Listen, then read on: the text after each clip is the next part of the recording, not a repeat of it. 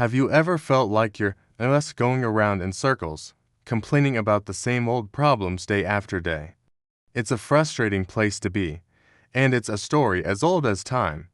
In fact, it reminds me of a powerful event that happened thousands of years ago with the ancient Israelites in the desert. They had just been freed from slavery in Egypt, a miraculous escape.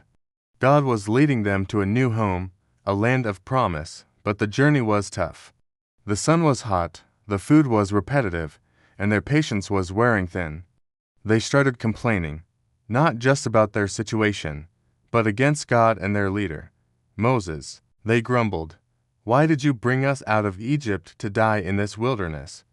There's no food, no water, and we hate this miserable manna you keep giving us." Their words were full of bitterness and ingratitude, and their negativity had consequences. Suddenly, the camp was infested with venomous snakes. The Bible calls them fiery serpents. People were getting bitten, and many were dying. Panic spread like wildfire. The very thing they feared dying in the desert was happening, but it wasn't because of a lack of food or water. It was the fruit of their own toxic words and attitudes.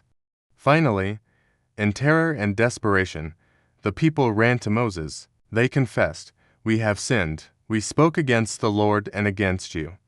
Please, pray to the Lord to take the snakes away." They realized their mistake and were desperate for a way out. So, Moses prayed for the people, and God gave him a very strange instruction. He didn't just snap his fingers and make the snakes disappear. Instead, he told Moses, "Make a bronze serpent and put it on a pole. Anyone who is bitten can look at it and live." Think about how bizarre that must have sounded. You want me to do what? Make a statue of the very thing that's killing us and tell people to look at it? It didn't make logical sense. How could looking at a metal snake heal a deadly snake bite? It required a leap of faith.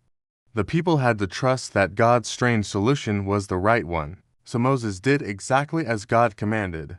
He forged a serpent out of bronze and lifted it high on a pole in the middle of the camp.